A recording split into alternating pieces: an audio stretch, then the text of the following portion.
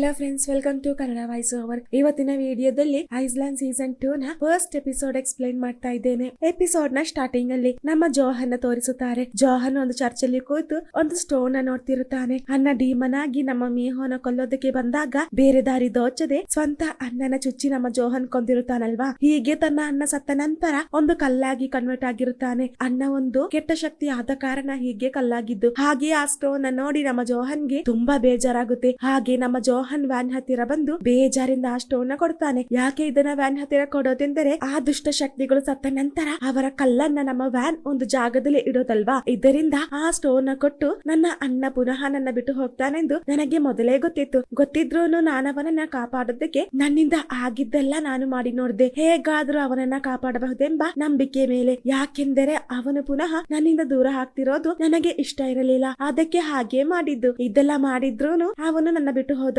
ಇದೆಲ್ಲ ಒಂದು ವಿಧಿ ಆಗಿರಬಹುದೆಂದು ನಮ್ಮ ಜೋಹನ್ ತನ್ನ ತಾನೇ ಸಮಾಧಾನಿಸುತ್ತಿರುತ್ತಾನೆ. ಹಾಗೆ ನಮ್ಮ ವ್ಯಾನ್ ಅವನ ಫೀಲಿಂಗ್ಸ್ ನ ಕೇಳಿಸಿಕೊಳ್ಳುತ್ತಿರುತ್ತಾನೆ. ಹಾಗೆ ಸೀನ್ ಕಟ್ ಆಗಿ 9 ವರ್ಷದ ಮುಂಚೆ ನಡೆದಂತಹ ಒಂದು ಸೀನ್ ತೋರಿಸುತ್ತಾರೆ. ನಮ್ಮ ಟ್ಯಾನ್ ಒಂದು ಜಾಗದಲ್ಲಿ ಬಿದ್ದಿರುತ್ತಾನೆ. ಈ ಜಾಗ ಯಾವುದೆಂದು ಅವನಿಗೆ ಗೊತ್ತಿರೋದಿಲ್ಲ. ಹಾಗೆ ಸುತ್ತಮುತ್ತ ನೋಡ್ತಿರುವಾಗ ಬಿಳಿ ಬಟ್ಟೆ ಧರಿಸಿದಂತಹ ಜನರಿರುತ್ತಾರೆ. ಇವರೆಲ್ಲ ಯಾರು, ಎಲ್ಲಿಂದ ಬಂದಿದ್ದು, ಯಾಕಾಗಿ ನನ್ನ ಸುತ್ತುವರೆದಿದ್ದಾರೆಂದು ಇವನಲ್ಲೇ ಹಲವಾರು ಪ್ರಶ್ನೆಗಳು ಮೂಡ್ತಿರುತ್ತೆ. ಹಾಗಿರುವಾಗ ಆ ಗುಂಪಲ್ಲಿ ಒಂದು ಸಣ್ಣ ಹುಡುಗಿನ ನೋಡ್ತಾನೆ. ಆ ಮಗು ನಮ್ಮ ಟ್ಯಾನ್ ನ ಮಾಮ ಅಂತ ಕರೀತಾಳೆ. ಹೇಳಬೇಕೆಂದರೆ ಇವಳೆ ನಮ್ಮ ಅಜ್ಜಮ್ಮನ ಮೊಮ್ಮಗಳಾದಂತಹ ಯೋಂಗ್. ಆ ಜಾಗದಲ್ಲಿ ಯಾಕೆ ಯೋಂಗ್ ನಮ್ಮ ಟ್ಯಾನ್ ನ ಮಾಮ ಅಂತ ಕರೆದಿದ್ದು ಅಂತ ಗೊತ್ತಿಲ್ಲ. ಒಂದು ವೇಳೆ ಟ್ಯಾನ್ ಗೆ ಇವಳು ನೆಂಟರಾಗಿರುತ್ತಲ್ಲ ಅಂತಾನು ನನಗೆ ಗೊತ್ತಿಲ್ಲ. ಅದೇನೆಂದು ಹೋಗ್ತಾ ಗೊತ್ತಾಗುತ್ತೆ. ಅದಲ್ಲದೆ ಆ ಜಾಗದಲ್ಲಿ ಬಿಳಿ ಬಟ್ಟೆ ಧರಿಸಿ ಹಲವಾರು ಜನರು ನಿಂತಿರುತ್ತಾರಲ್ವಾ, ಇವರೇ ನಮ್ಮ ಟ್ಯಾನ್ ನ ಕಾಪಾಡಿದ್ದು ಅಂತ ಹೇಳ್ತಾರೆ. ಅದಲ್ಲದೆ ನಮ್ಮ ಟ್ಯಾನ್ ಗೆ ಸ್ವಂತ ಆದಂತಹ ಆ ಖಡ್ಗ ಅವನಿಗೆ ಕೊಡ್ತಾರೆ. ಕೊಟ್ಟ ತಕ್ಷಣ ನಮ್ಮ ಟ್ಯಾನ್ ಅವನ ಆಟ ಶುರು ಮಾಡ್ತಾನೆ. ಆ ಖಡ್ಗದಿಂದ ಇವರ ಹೆಡ್ ನ ಕೊಂದು ಓಡಿ ಹೋಗೋಣ ಅಂತ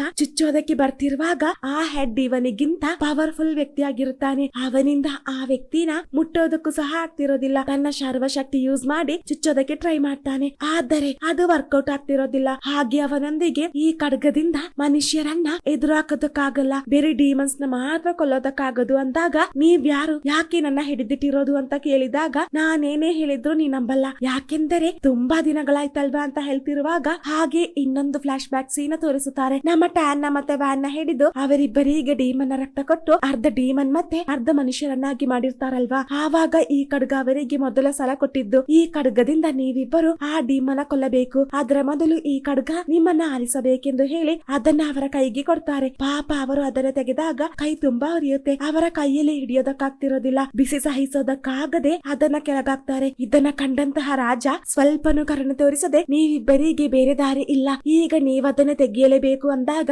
ಬೇರೆ ದಾರಿ ದೋಚದೆ ಆ ಖಡ್ಗ ಕೈಯಲ್ಲಿ ಹಿಡಿತಾರೆ. ಕೊನೆಗೆ ಆ ಖಡ್ಗ ಇವರನ್ನ ಆರಿಸುತ್ತೆ. ಇದನ್ನ ಕಂಡು ನಮ್ಮ ರಾಜನಿಗೆ ತುಂಬಾ ಖುಷಿ ಆಗುತ್ತೆ. ಅದೇ ಸಮಯ ಈ ಕಡೆ ನಮ್ಮ ಯೋಂಗ್ ಜಿಯಾಂಗ್ ಪ್ರಾಕ್ಟೀಸ್ ಮಾಡ್ತಿರುತ್ತಾಳೆ. ಯಾಕೆಂದರೆ ಆ ದುಷ್ಟ ಶಕ್ತಿಗಳು ಇನ್ಮೇಲೆ ಯಾವುದೇ ಕಾರಣದಿಂದಲೂ ಹೊರಗೆ ಬರದ ಹಾಗೆ ತಡೆಯೋದಕ್ಕೆ ಒಂದು ವೃತ್ತ ಹಾಕ್ಬೇಕು. ಆ ವೃತ್ತ ಹಾಕಬೇಕೆಂದರೆ ಒಂದು ಮಂತ್ರ ಹಾಕ್ಬೇಕು. ಅದನ್ನ ಇವಳಿಂದ ಮಾತ್ರ ಹಾಕೋದಕ್ಕಾಗೋದು. ಯಾಕೆಂದರೆ ಇವಳನ್ನ ದೇವರು ಆ ಕೆಲಸಕ್ಕೆ ಆಯ್ಕೆ ಮಾಡಿರೋದಲ್ವಾ. ಇದರಿಂದ ಆ ಮಂತ್ರಗಳನ್ನ ಹೇಗೆ ಹಾಕಬೇಕೆಂದು ನಮ್ಮ ಯೋಂಗ್ ಜಿಯಾಂಗ್ ಪ್ರಾಕ್ಟೀಸ್ ಮಾಡ್ತಿರುತ್ತಾಳೆ. ನಮ್ಮ ಅಜ್ಜಮ್ಮ ಅವಳಿಗೆ ಹೇಳಿಕೊಡ್ತಿರುತ್ತಾರೆ. ಅದೇ ಸಮಯ ನಮ್ಮ ವ್ಯಾನ್ ಗೆ ಮತ್ತೆ ಟ್ಯಾನ್ ಗೆ ಟ್ರೈನಿಂಗ್ ನ ಕೊಡ್ತಿರುತ್ತಾರೆ. ಆ ದುಷ್ಟ ಶಕ್ತಿಗಳನ್ನ ಹೇಗೆ ಎದುರಾಕಿ ಫೈಟ್ ಮಾಡುದು ಅಂತ. ಇದನ್ನ ನೋಡಿ ನಮ್ಮ ವ್ಯಾನ್ ಜಿಯಾಂಗ್ ಅವರಿಬ್ಬರಿಗೆ ನನ್ನ ಕೈಯಲ್ಲಾದಂತಹ ಸಹಾಯ ಮಾಡಬೇಕೆಂದು ಡಿಸೈಡ್ ಮಾಡಿ ಅವರಿಬ್ಬರನ್ನ ಕಾರಾಗೃಹದಲ್ಲಿ ಕೂಡಿ ಹಾಕಿರುವಾಗ ಅವರು ಇಲ್ಲಿ ತನಕ ತಿನ್ನದಂತಹ ಫುಡ್ ನ ತಂದು ಕೊಡ್ತಾಳೆ. ಅದನ್ನ ಅವರಿಬ್ಬರು ತುಂಬಾ ಇಷ್ಟಪಟ್ಟು ತಿಂತಾರೆ. ಅದಲ್ಲದೆ ನಮ್ಮ ವ್ಯಾನ್ ಗೆ ಮತ್ತೆ ವ್ಯಾನ್ ಜಿಯಾಂಗ್ ಗೆ ಲವ್ ಆಗುವಂತಹ ಒಂದು ಸೀನ್ ತೋರಿಸುತ್ತಾರೆ. ಹಾಗೆ ನಮ್ಮ ವ್ಯಾನ್ ಜಿಯಾಂಗ್ ಆಗಾಗ ಅವರಿಬ್ಬರೊಂದಿಗೆ ಮಾತಾಡಿ ಒಂದು ಫ್ರೆಂಡ್ಶಿಪ್ ನ ಬಿಲ್ಡ್ ಮಾಡ್ತಾಳೆ. ಒಂದು ಘಟ್ಟದಲ್ಲಿ ಅವರಿಬ್ಬರನ್ನ ಅಲ್ಲಿಂದ ಎಸ್ಕೇಪ್ ಆಗೋದಕ್ಕೆ ಸಹಾಯ ಮಾಡಿ ಅವರಿಬ್ಬರೊಂದಿಗೆ ಇವಳು ಓಡಿ ಹೋಗ್ತಾಳೆ. ಹಾಗೆ ಓಡಿ ಹೋಗ್ತಿರುವಾಗ ನಮ್ಮ ವ್ಯಾನ್ ಒಳಗಿರುವಂತಹ ಡೀಮನ್ ಅವನಿಗೆ ಗೊತ್ತಿಲ್ಲದ ಹಾಗೆ ಅವಳ ಕೈಗೆ ಕಚ್ಚಿ ಬಿಡ್ತಾನೆ. ನಮ್ಮ ವ್ಯಾನ್ ಜಿಯಾಂಗ್ ಅದನ್ನ ಕೇರ್ ಮಾಡದೆ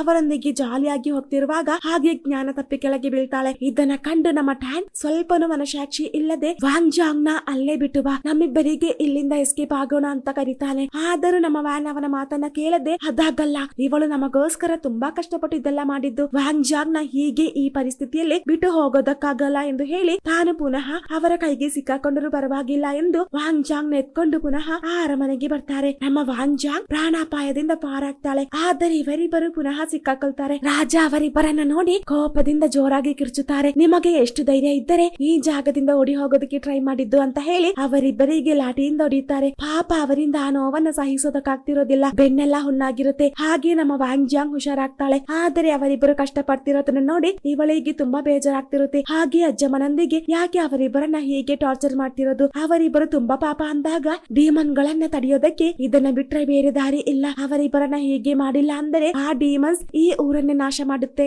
ಆದ್ದರಿಂದ ಅವರಿಬ್ಬರು ನಮಗೆ ಬೇಕು ಅಂತ ಅಜ್ಜಮ್ಮ ಅವಳೊಂದಿಗೆ ಹೇಳ್ತಾರೆ. ಹಾಗೆ ರಾಜನೊಂದಿಗೆ ವ್ಯಾನ್ ಮತ್ತೆ ಟ್ಯಾನ್ ನ ಹೇಗೆ ಹೀಗೆ ಚೇಂಜ್ ಮಾಡಿದ್ದು ಅವರಿಬ್ಬರಿಗೆ ಇದರಲ್ಲಿ ಇಷ್ಟ ಇದೆಯಾ, ಅವರನ್ನ ಕೇಳಿ ಹೀಗೆ ಮಾಡಿದ್ದ ಅಥವಾ ಟಾರ್ಚರ್ ಮಾಡಿ ಅವರಿಬ್ಬರನ್ನ ಈ ತರ ಮಾಡಿದ್ದ ಎಂದು ಕೇಳಿದಾಗ ಇಲ್ಲಿ ಕೇಳುವಾಂಗ್ ಜಾಂಗ್ ಆ ಕೆಟ್ಟ ಶಕ್ತಿಗಳಿಂದ ಇಡೀ ಊರೇ ಸರ್ವನಾಶ ಆಗ್ತಿದೆ. ಆ ದುಷ್ಟ ಶಕ್ತಿಗಳನ್ನ ಸರ್ವನಾಶ ಮಾಡೋದಕ್ಕೆ ಇವರಿಬ್ಬರನ್ನ ಟಾರ್ಚರ್ ಮಾಡಿ ಹೀಗೆ ಮಾಡಿದ್ದು ನನಗೆ ತಪ್ಪು ಅಂತ ಅನ್ಸಿಲ್ಲ ಅಂದಾಗ ಯಾಕೆ ಹೀಗೆ ಮಾಡಿದ್ದು, ಅವರಿಗೆ ಇದರಲ್ಲಿ ಒಂದಿಷ್ಟು ಇಷ್ಟ ಇಲ್ಲ ಗೊತ್ತಾ, ಅವರಿಗೆ ಎಲ್ಲರ ಹಾಗೆ ಒಂದು ಫೀಲಿಂಗ್ಸ್ ಇರುತ್ತಲ್ವಾ, ಆಸೆಗಳಿರುತ್ತಲ್ವಾ, ಅದನ್ನ ನೀವು ಸ್ವಲ್ಪ ಅರ್ಥ ಮಾಡಿಕೊಳ್ಬೇಕಲ್ವಾ ಎಂದು ಕೇಳಿದಾಗ ಒಂದು ತಪ್ಪನ್ನ ಸರಿ ಮಾಡಬೇಕೆಂದರೆ ಇನ್ನೊಂದು ತಪ್ಪು ಮಾಡೋದರಲ್ಲಿ ತಪ್ಪೇನಿಲ್ಲ. ಅದಲ್ಲದೆ ಅವರಿಬ್ಬರನ್ನ ಅರ್ಧ ಮನುಷ್ಯ ಮತ್ತೆ ಅರ್ಧ ಡಿಮನ್ ಆಗಿ ಚೇಂಜ್ ಮಾಡಿದ ನಂತರ ಅವರಿಗೆ ಮನುಷ್ಯರಿಗಿರುವಂತಹ ಯಾವುದೇ ಫೀಲಿಂಗ್ಸ್ ಇರೋದಿಲ್ಲ. ಹೇಳಬೇಕೆಂದರೆ ಅವರಿಬ್ಬರು ಮನುಷ್ಯ ರೂಪದಲ್ಲಿರುವಂತಹ ಒಂದು ಡಿಮನ್ಸ್. ನೀನದರನ್ನ ಆಲೋಚಿಸಿ ಟೆನ್ಷನ್ ಆಗ್ಬೇಡ. ಹಾಗೆ ಅವರಿಬ್ಬರನ್ನ ಕಾಪಾಡಬೇಕೆಂದೆನಿಸಿದರೆ ಎಲ್ಲಾ ಶಕ್ತಿಗಳನ್ನ ತಡೆದು ನಿಲ್ಲಿಸುವಂತಹ ಆ ಮಂತ್ರಗಳನ್ನ ನೀನು ಕಲಿಯಲೇಬೇಕು. ಅದನ್ನ ನಿನಗೆ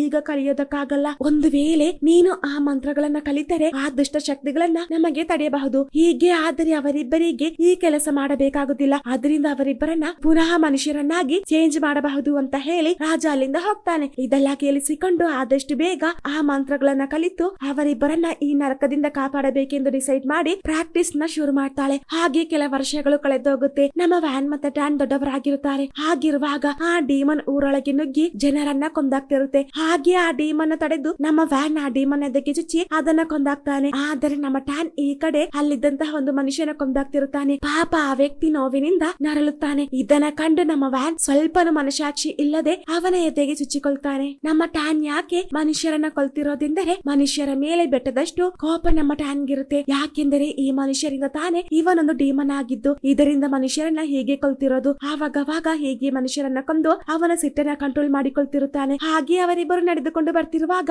ನಮ್ಮ ವಾಂಗ್ಜಾಂಗ್ ಅವರ ಹತ್ತಿರ ಬರ್ತಾಳೆ. ತುಂಬಾ ವರ್ಷಗಳ ನಂತರ ಅವರಿಬ್ಬರು ಪರಸ್ಪರ ನೋಡ್ತಿರೋದು. ಅದರಿಂದ ಇಬ್ಬರಿಗೆ ತುಂಬಾ ಖುಷಿ ಆಗ್ತಿರುತ್ತೆ. ಅದಲ್ಲದೆ ಒಂದು ಗುಡ್ ನ್ಯೂಸ್ ತಂದಿರ್ತಾಳೆ. ಅದೇನೆಂದರೆ ನಮ್ಮ ವಾಂಗ್ಜಾಂಗ್ ಆ ಮಂತ್ರಗಳನ್ನ ಕಲಿತಿರುತ್ತಾಳೆ. ಆ ದುಷ್ಟ ಶಕ್ತಿಗಳನ್ನ ಸರ್ವನಾಶ ಮಾಡುವಂತಹ ಆ ಮಂತ್ರ. ಇನ್ನು ಕೆಲ ದಿನದೊಳಗೆ ಆ ಮಂತ್ರಗಳನ್ನ ನಾನು ಫುಲ್ ಆಗಿ ಹಾಕಿ ಮುಗಿಸುತ್ತೇನೆ. ಹಾಕಿದ ನಂತರ ಆ ದುಷ್ಟ ಶಕ್ತಿಗಳ ಕಾಟ ಇರೋದಿಲ್ಲ. ಆ ಡಿಮನ್ಸ್ ಎಲ್ಲ ಸರ್ವನಾಶ ಆಗುತ್ತೆ. ಆದರೆ ನೀವಿಬ್ರು ಬೇಜಾರಾಗಬೇಡಿ. ನಿಮ್ಮೊಳಗಿರುವಂತಹ ಆ ದುಷ್ಟ ಶಕ್ತಿಗಳನ್ನ ನಾವು ಹೊರತೆಗೆದು ನಿಮ್ಮಿಬ್ಬರನ್ನ ಪುನಃ ಮನುಷ್ಯರನ್ನಾಗಿ ಮಾಡ್ತೇವೆ. ರಾಜನೊಂದಿಗೆ ಈಗಷ್ಟೇ ನಾನು ಇದರ ಕುರಿತು ಮಾತಾಡಿ ಬಂದಿದ್ದು. ನಿಮ್ಮೊಳಗಿರುವಂತಹ ಆ ದುಷ್ಟ ಶಕ್ತಿಗಳನ್ನ ಹೊರತೆಗೆಯೋದಕ್ಕೆ ಒಪ್ಪಿಕೊಂಡಿದ್ದಾರೆ. ಆದ್ದರಿಂದ ನೀವಿಬ್ಬರು ಬೇಜಾರಾಗುವಂತಹ ಅವಶ್ಯಕತೆ ಇಲ್ಲ. ಯಾಕೆಂದರೆ ನೀವಿಬ್ರು ಸಾಧಾರಣ ವ್ಯಕ್ತಿಯ ಹಾಗೆ ಇನ್ ಮುಂದೆ ಜೀವನ ಸಾಗಿಸ್ತೀರಾ ಅಂತ ಹೇಳಿ ಅಲ್ಲಿಂದ ಹೋಗ್ತಾಳೆ. ಅವಳಾದ ನಂತರ ಅವರಿಬ್ಬರು ಮಲಗಿದಾಗ ಟ್ಯಾನ್ ವ್ಯಾನ್ ನೊಂದಿಗೆ ವಾಂಗ್ಜಾಂಗ್ ಹೇಳ್ತಿರೋದನ್ನ ನೀನು ನಂಬೇಡ. ನನಗೆ ಅವಳ ಮೇಲೆ ನಂಬಿಕೆ ಇಲ್ಲ. ಯಾಕೆಂದರೆ ಇದರ ಮುಂಚೆ ನಾವಿಬ್ರು ಮನುಷ್ಯರನ್ನ ನಂಬಿದ ಕಾರಣ ಈ ಪರಿಸ್ಥಿತಿಗೆ ಬಂದಿರೋದು. ಅವರಿಗೆ ಬೇಕಾಗಿರೋದು ಆ ದುಷ್ಟ ಶಕ್ತಿಗಳನ್ನ ಬೇಟೆ ಆಡುವಂತಹ ಬೇಟೆ ನಾಯಿಗಳಾಗಿ ನಾವಿರಬೇಕು. ವಾಂಗ್ಜಾಂಗ್ ಆ ಮಂತ್ರ ಹಾಕಿದ ನಂತರ ಆ ದುಷ್ಟ ಶಕ್ತಿಗಳ ಸರ್ವನಾಶ ಆಗುತ್ತೆ. ಅದಾದ ನಂತರ ನಮ್ಮ ಅವಶ್ಯಕತೆ ಅವರಿಗಿರೋದಿಲ್ಲ. ಆಮೇಲೆ ಬಾಕಿ ಇರುವಂತಹ ದುಷ್ಟ ಶಕ್ತಿಗಳು ನಾವಾದ ಕಾರಣ ನಮ್ಮಿಬ್ಬರನ್ನ ಕೊಂದಾಗ್ತಾರೆ. ನಾನ್ ಹೇಳಿದ ಹಾಗೆ ಮುಂದೆ ನಡೆಯುತ್ತೆ ಅಂದಾಗ ನಮ್ಮ ವ್ಯಾನ್ ಅದನ್ನ ನಂಬದೆ ಇಲ್ಲ, ವಾಂಗ್ಜಾಂಗ್ ನನಗೆ ಮಾತನ್ನ ಕೊಟ್ಟಿದ್ದಾಳೆ, ನಮ್ಮಿಬ್ಬರನ್ನ ಕಾಪಾಡ್ತೇನೆಂದು. ಬಾಕಿದ್ದವರ ಮೇಲೆ ನನಗೆ ನಂಬಿಕೆ ಇಲ್ಲ. ಆದರೆ ನನಗೆ ವಾಂಗ್ಜಾಂಗ್ ನ ಮೇಲೆ ಸಂಪೂರ್ಣ ನಂಬಿಕೆ ಇದೆ ಅಂತ ಆತ್ಮವಿಶ್ವಾಸದಿಂದ ಹೇಳ್ತಿರುತ್ತಾನೆ. ಹಾಗೆ ಮಾರನೇ ದಿನ ನಮ್ಮ ವಾಂಗ್ಜಾಂಗ್ ಡಿಮನ್ ನ ಸರ್ವನಾಶ ಮಾಡೋದಕ್ಕೆ ಮಂತ್ರ ಹೇಳಿ ವೃತ್ತ ಹಾಕ್ತಿರುತ್ತಾಳೆ. ಹಾಗೆ ಮಂತ್ರ ಹಾಕ್ತಿರುವಾಗ ಈ ಕಡೆ ನಮ್ಮ ರಾಜ ವ್ಯಾನ್ ನ ಮತ್ತೆ ಟ್ಯಾನ್ ನ ಒಂದು ಪ್ಲೇಸ್ ಗೆ ಕರೆತಂದು ವಾಂಗ್ಜಾಂಗ್ ಈಗ ಒಂದು ಮಂತ್ರ ಹಾಕ್ತಿದ್ದಾಳೆ. ಅದರಿಂದ ಕೆಟ್ಟ ಶಕ್ತಿಗಳೆಲ್ಲ ಈ ಭೂಮಿಯಿಂದ ಸರ್ವನಾಶ ಆಗುತ್ತೆ. ಅದು ಪುನಃ ಹುಟ್ಟಿ ಬರೋದಿಲ್ಲ. ಇದಾದ ನಂತರ ನೀವಿಬ್ರು ಹೀಗೆ ಇರೋದು ಬೇಕಾಗಿಲ್ಲ. ಅದರಿಂದ ನಿಮ್ಮೊಳಗಿರುವಂತಹ ಆ ಕೆಟ್ಟ ಶಕ್ತಿಗಳನ್ನ ನಾವು ಹೊರತೆಗೆದು ನಿಮ್ಮಿಬ್ಬರನ್ನ ಪುನಃ ಹಳೆ ಕಂಡೀಷನ್ ಗೆ ತರ್ತೇವೆ ಅಂತ ಹೇಳಿ ಆ ಜಾಗದಲ್ಲಿ ಬಟ್ಟೆಯಿಂದ ಕವರ್ ಮಾಡಿದಂತಹ ಆ ಬಾಕ್ಸ್ ಒಳಗೆ ಇವರಿಬ್ಬರೊಂದಿಗೆ ಹೋಗೋದಕ್ಕೆ ಹೇಳ್ತಾರೆ. ಪಾಪ ಅವರಿಬ್ಬರು ಸರಿ ಅಂತ ಹೇಳಿ ಆ ಬಾಕ್ಸ್ ನ ಒಳಗೆ ಹೋಗ್ತಾರೆ. ಹೋದ ನಂತರ ಆ ಕರ್ಟೈನ್ ತೆಗಿತಾರೆ. ನೋಡಿದ್ರೆ ಅದೊಂದು ಕಬ್ಬಿಣದ ಬಾಕ್ಸ್. ಅದರ ಕೆಳಗೆ ತುಂಬಾ ಸೌದೆ ಇಟ್ಟಿರುತ್ತಾರೆ. ಇವರು ಒಳಗೆ ಹೋದ ತಕ್ಷಣ ಆ ಡೋರ್ ನ ಕ್ಲೋಸ್ ಮಾಡಿ ಕೆಳಗೆ ಬೆಂಕಿ ಕೊಡ್ತಾರೆ. ಇದನ್ನ ಕಂಡು ನಮ್ಮ ಟ್ಯಾನ್ ಗೆ ಕೋಪ ಬಂದು, ನೋಡಿದ್ಯಾ ವ್ಯಾನ್, ನಾನ್ ಇನ್ನೊಂದಿಗೆ ಮೊದಲೇ ಹೇಳಿಲ್ವಾ ಈ ವಾಂಗ್ಜಾಂಗ್ ಹೇಳಿದ್ದನ್ನ ನಂಬಬೇಡ ಅಂತ. ಈ ಮನುಷ್ಯ ಜಾತಿ ನಮ್ಮನ್ನ ಪುನಃ ಚೀಟ್ ಮಾಡ್ತಾನೆ ಅಂತ. ಈಗ ನೋಡು, ನಾನ್ ಹೇಳಿದ್ದು ನಿಜ ಆಗಿಲ್ವಾ? ಇವರೆಲ್ಲರೂ ಸೇರಿ ನಮ್ಮಿಬ್ಬರನ್ನ ಕೊಲೆ ಮಾಡ್ತಿದ್ದಾರೆ ಅಂತ ಹೇಳಿದಾಗ, ಇಲ್ಲ ಇಲ್ಲ ಟ್ಯಾನ್, ಇಲ್ಲೇನೋ ತಪ್ಪಾಗ್ತಿದೆ. ವಾಂಗ್ಜಾಂಗ್ ಇದು ಗೊತ್ತಿಲ್ಲ. ಅವಳು ಖಂಡಿತ ನಮ್ಮಿಬ್ಬರನ್ನ ಕೊಲ್ಲೋದಕ್ಕೆ ಒಪ್ಪಿರೋದಿಲ್ಲ. ಇದು ಇವರ ಪ್ಲಾನ್ ಆಗಿರುತ್ತೆ. ವಾಂಗ್ಜಾಂಗ್ ತಿಳಿಸದೆ ಹೀಗೆ ಮಾಡ್ತಿರೋದು ಅಂತ ಹೇಳಿ ಅವರಿಬ್ಬರು ಜೋರಾಗಿ ಕಿರ್ಚು ಕಿರುಚುತ್ತಾರೆ. ನಾವಿಬ್ರು ಹೊರಗಡೆ ಬಂದರೆ ಖಂಡಿತ ನಿಮ್ಮೆಲ್ಲರನ್ನ ಕೊಲ್ಲದೆ ಬಿಡೋದಿಲ್ಲ, ಮರ್ಯಾದೆಗೆ ಡೋರ್ ಓಪನ್ ಮಾಡಿ, ಇಲ್ಲ ಅಂದರೆ ಸತ್ತೋಗ್ತೀರಾ ಅಂತ ಹೇಳಿ ನೋವಲ್ಲಿ ಕಿರುಚುತ್ತಾರೆ. ಆದರೆ ಅವರಿಬ್ಬರ ಮಾತನ್ನ ಹೊರಗಿದ್ದವರು ಕೇರ್ ಮಾಡ್ತಿರೋದಿಲ್ಲ. ಹಾಗೆ ಪಾಪ ಬಿಸಿ ತಡೆಯೋದಕ್ಕಾಗದೆ ಅವರ ದೇಹದಿಂದ ಬೆಂಕಿಯ ಕಿಡಿ ಹೊರಗೆ ಬರ್ತಿರುತ್ತೆ. ಇದ್ಯಾಕೆಂದರೆ ಇವರೊಳಗಿರುವಂತಹ ಆ ಡೀಮನ್ ಆಕ್ಟಿವ್ ಆಗ್ತಿರುತ್ತೆ. ಅವರಿಬ್ಬರು ಸ್ವಯಂ ಕಂಟ್ರೋಲ್ ನ ಮೀರಿ ಡೀಮನ್ ಕಂಟ್ರೋಲ್ ಅಲ್ಲಿ ಇದ್ದ ಕಾರಣ ಆ ಬಾಕ್ಸ್ ನ ಹೊಡೆದು ಹೊರಗೆ ಬಂದು ಅಲ್ಲಿದ್ದವರನ್ನ ಅಟ್ಯಾಕ್ ಮಾಡಿ ಕೊಂದಾಕ್ತಾರೆ. ಸ್ವಲ್ಪನೂ ಮನಸಾಕ್ಷಿ ಇಲ್ಲದೆ ಒಬ್ಬೊಬ್ಬರನ್ನಾಗಿ ಕೊಂದಾಕ್ತಿರುತ್ತಾರೆ. ನಮ್ಮ ಟ್ಯಾನ್ ಖುಷಿಯಿಂದ ಎಲ್ಲರನ್ನ ಕೊಂದಾಕ್ತಿರುತ್ತಾನೆ. ಇಷ್ಟು ವರ್ಷ ಮನುಷ್ಯರ ಮೇಲೆ ಇದ್ದಂತಹ ಕೋಪ ಇದರ ಮುಖಾಂತರ ತೀರಿಸಿಕೊಳ್ಳುತ್ತಿರುತ್ತಾನೆ. ನಮ್ಮ ರಾಜನ ಸಹ ಸುಮ್ಮನೆ ಬಿಡದೆ ಕೊಂದ ನಂತರ ನೇರವಾಗಿ ವಾಂಗ್ ಜಾಂಗ್ ನ ಹತ್ತಿರ ಬರ್ತಾರೆ. ಹಾಗೆ ನಮ್ಮ ವ್ಯಾನ್ ಅವಳ ಹತ್ತಿರ ಬರ್ತಾನೆ. ಅವನು ಈಗ ಡೀಮನ್ ನ ಕಂಟ್ರೋಲ್ ಅಲ್ಲಿ ಇರೋದಲ್ವಾ. ಹಾಗೆ ನಮ್ಮ ವಾಂಗ್ ಜಾಂಗ್ ನ ಕಂಡ ತಕ್ಷಣ ಸ್ವಲ್ಪ ನಾರ್ಮಲ್ ಆಗ್ತಾನೆ. ಹಾಗೆ ಅವಳೊಂದಿಗೆ ನೀ ನಮ್ಮಿಬ್ಬರನ್ನ ಕೊಲ್ತೀಯಾ, ಯಾಕೆ ನಮ್ಮೊಂದಿಗೆ ಸುಳ್ಳು ಹೇಳಿದ್ದು ಅಂತ ಕೇಳಿದಾಗ, ಇಲ್ಲ ವ್ಯಾನ್, ನಾನು ನಿನ್ನೊಂದಿಗೆ ಸುಳ್ಳು ಹೇಳಿಲ್ಲ, ಹೀಗೆ ಆಗುತ್ತೆ ಅಂತ ನನಗೆ ಗೊತ್ತಿಲ್ಲ ಅಂತ ಹೇಳ್ತಿರುವಾಗ ನಮ್ಮ ಟ್ಯಾನ್ ಅವರ ಹತ್ತಿರ ಬರ್ತಾನೆ. ಹಾಗೆ ಬಂದು ನಮ್ಮ ಹೀರೋಯಿನ್ ಕೊಲ್ಲೋದಕ್ಕೆ ಟ್ರೈ ಮಾಡ್ತಿರುತ್ತಾನೆ. ಯಾಕೆಂದರೆ ನಮ್ಮ ಟ್ಯಾನ್ ಈ ಜೆಜೋ ಐಲ್ಯಾಂಡ್ ಅಲ್ಲಿ ಇರುವಂತಹ ಎಲ್ಲಾ ಮನುಷ್ಯರನ್ನ ಕೊಲ್ಬೇಕೆಂಬ ಶಪಥ ತೆಗೆದಿರುತ್ತಾನೆ. ಅಷ್ಟೊಂದು ಕೋಪ ಜನರ ಮೇಲೆ. ಹಾಗೆ ವ್ಯಾಂಗ್ ಜಾಂಗ್ ನ ಕೊಲ್ಲೋದಕ್ಕೆ ಟ್ರೈ ಮಾಡ್ತಿರುವಾಗ ನಮ್ಮ ವ್ಯಾನ್ ಅವಳನ್ನ ಕಾಪಾಡ್ತಾನೆ. ಹಾಗೆ ಅವರಿಬ್ಬರ ಮಧ್ಯೆ ಸೂಪರ್ ಆದಂತಹ ಒಂದು ಫೈಟ್ ನಡೆಯುತ್ತೆ. ಇವರಿಬ್ಬರು ಇಲ್ಲಿ ತನಕ ಹೀಗೆ ಜಗಳ ಮಾಡಿರೋದಿಲ್ಲ, ಆದರೆ ಈಗ ಅವಳಿಗೋಸ್ಕರ ಹೀಗೆ ಪರಸ್ಪರ ಜಗಳ ಮಾಡ್ತಿರುತ್ತಾರೆ. ಹಾಗೆ ಅವರಿಬ್ಬರು ಜಗಳ ಮಾಡ್ತಿರುವಾಗ ನಮ್ಮ ಅಜ್ಜಮ್ಮ ಅವಳ ಹತ್ತಿರ ಬಂದು, ನಮಗೆ ಬೇರೆ ದಾರಿ ಇಲ್ಲ, ನೀನು ಆ ವೃತ್ತ ಹಾಕಲೇಬೇಕು, ಈ ಟೈಮ್ ಬಿಟ್ಟರೆ ನಮಗೆ ಪುನಃ ಒಳ್ಳೆ ಸಮಯ ಸಿಗೋದಿಲ್ಲ ಅಂದಾಗ ನಮ್ಮ ವಾಂಗ್ ಜಾಂಗ್ ಅದಕ್ಕೆ ಒಪ್ಪೋದಿಲ್ಲ. ಯಾಕೆಂದರೆ ಆ ಮಂತ್ರ ಈಗ ಹಾಕಿದರೆ ವ್ಯಾನ್ ಮತ್ತೆ ಟ್ಯಾನ್ ಆ ಡಿಮನ್ಸ್ ಗಳೊಂದಿಗೆ ಇವರು ಸರ್ವನಾಶ ಆಗ್ತಾರೆ. ಆದ್ದರಿಂದ ನಮ್ಮ ಅಜ್ಜಮ್ಮನ ಮಾತು ಕೇಳದೆ ಅವಳು ವೇಟ್ ಮಾಡ್ತಿರ್ತಾಳೆ. ಕೊನೆಗೆ ನಮ್ಮ ಟ್ಯಾನ್ ವ್ಯಾನ್ ನ ಹೊಡೆದಾಕಿ ವಾಂಗ್ ಜಾಂಗ್ ನ ಕೊಲ್ಲೋದಕ್ಕೆ ಅವಳ ಹತ್ತಿರ ಬರ್ತಿರುವಾಗ ನಮ್ಮ ವಾಂಗ್ ಜಾಂಗ್ ಅವಳ ಪವರ್ ನ ಯೂಸ್ ಮಾಡಿ ಟ್ಯಾನ್ ನ ತಡೆಯೋದಕ್ಕೆ ಟ್ರೈ ಮಾಡ್ತಿರ್ತಾಳೆ. ಆದರೆ ಅದು ವರ್ಕೌಟ್ ಆಗ್ತಿರೋದಿಲ್ಲ. ಹಾಗೆ ನಮ್ಮ ಟ್ಯಾನ್ ಡೈರೆಕ್ಟ್ ಆಗಿ ಅವಳ ಹೆದೆಗೆ ಚುಚ್ಚೋದಕ್ಕೆ ಬರ್ತಿರುವಾಗ ಅವನ ಹಿಂದೆ ನಮ್ಮ ವ್ಯಾನ್ ನೋಡಿ ಬರ್ತಿರುತ್ತಾನೆ. ನಮ್ಮ ಟ್ಯಾನ್ ನ ಚುಚ್ಚೋದಕ್ಕೆ ಹಾಗೆ ಖಡ್ಗ ತೆಗೆದು ನಮ್ಮ ಟ್ಯಾನ್ ನ ಚುಚ್ಚೋದಕ್ಕೆ ಬರ್ತಿರೋದನ್ನ ಕಂಡು ಬೇಗ ತನ್ನ ಮುಂದೆ ನಿಂತಹ ವಾಂಗ್ ಜಾಂಗ್ ನ ಅವನ ಮುಂದೆ ತಳ್ತಾನೆ. ಇದರಿಂದ ವಾಂಗ್ ಜಾಂಗ್ ನ ಎದೆಗೆ ಪೆಟ್ಟಾಗುತ್ತೆ. ಹೀಗೆ ಬೈ ಮಿಸ್ ಆಗಿ ನಮ್ಮ ವ್ಯಾನ್ ಹೀರೋಯಿನ್ ನ ಚುಚ್ಚೋದು. ಹಾಗೆ ವಾಂಗ್ ಜಾಂಗ್ ನೋವಿನಿಂದ ನರಳುವಾಗ ನಮ್ಮ ಟ್ಯಾನ್ ಗೆ ಶಕ್ತಿ ಹೆಚ್ಚಾಗುತ್ತೆ. ಯಾಕೆಂದರೆ ನಮ್ಮ ವಾಂಗ್ ಜಾಂಗ್ ಒಂದು ಒಳ್ಳೆ ಶಕ್ತಿ ಅಲ್ವಾ. ಅವಳ ಉಸಿರು ಹೋಗ್ತಿರೋದ್ರಿಂದ ಕೆಟ್ಟ ಶಕ್ತಿ ಆದಂತಹ ನಮ್ಮ ಟ್ಯಾನ್ ಗೆ ಪವರ್ ಹೆಚ್ಚಾಗ್ತಿರೋದು. ಹಾಗೆ ನಮ್ಮ ಟ್ಯಾನ್ ಗೆ ಶಕ್ತಿ ಹೆಚ್ಚಾಗ್ತಿರುವಾಗ ನಮ್ಮ ವ್ಯಾನ್ ವಾಂಗ್ ಜಾಂಗ್ ನ ಹಿಡಿದು ಅಳ್ತಿರುತ್ತಾನೆ. ನಮ್ಮ ವ್ಯಾನ್ ಗೆ ಯಾಕೆ ಪವರ್ ಸಿಕ್ಕಿಲ್ಲ, ಟ್ಯಾನ್ ಗೆ ಮಾತ್ರ ಪವರ್ ಸಿಕ್ಕಿದ್ದೆಂಬ ಡೌಟ್ ನಿಮಗಿರುತ್ತಲ್ವಾ. ಅದೇಗೆಂದು ನಾನು ನಿಮಗೆ ವಿವರಿಸಿಕೊಡ್ತೇನೆ. ನಮ್ಮ ವ್ಯಾನ್ ಒಂದು ಒಳ್ಳೆ ಶಕ್ತಿ ಆದ್ರೂನು ಅವನೊಳಗೆ ಒಂದು ಕೆಟ್ಟ ಶಕ್ತಿ ಇರುತ್ತಲ್ವಾ.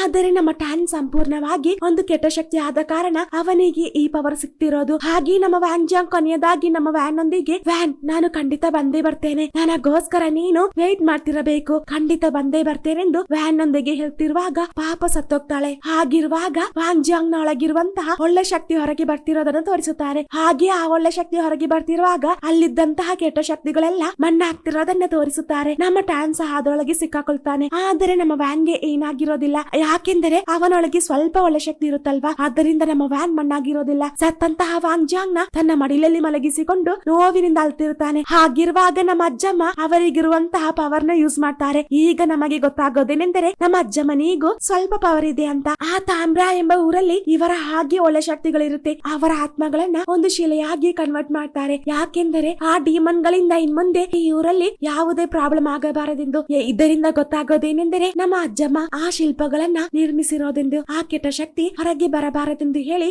ಆ ವಿಗ್ರಹಗಳನ್ನ ಹೀಗೆ ನಿರ್ಮಿಸಿರೋದು. ಹಾಗೆ ಇದನ್ನ ತೋರಿಸಿ ಈ ಎಪಿಸೋಡ್ ಎಂದಾಗುತ್ತೆ. ಮುಂದೇನಾಗುತ್ತೆ ಅಂತ ನಮಗೆ ನೆಕ್ಸ್ಟ್ ಎಪಿಸೋಡ್ ಅಲ್ಲಿ ನೋಡೋಣ. ಹಾಗೆ ನಿಮಗೆ ನನ್ನ ವಿಡಿಯೋ ಇಷ್ಟವಾದಲ್ಲಿ ಪ್ಲೀಸ್ ಲೈಕ್ ಮಾಡಿ, ಶೇರ್ ಮಾಡಿ, ಸಬ್ಸ್ಕ್ರೈಬ್ ಮಾಡಿ, ಜೊತೆಗೆ ಪಕ್ಕದಲ್ಲಿರುವಂತಹ ಬೆಲ್ ಐಕಾನ್ ಪ್ರೆಸ್ ಮಾಡಿ. Thank you.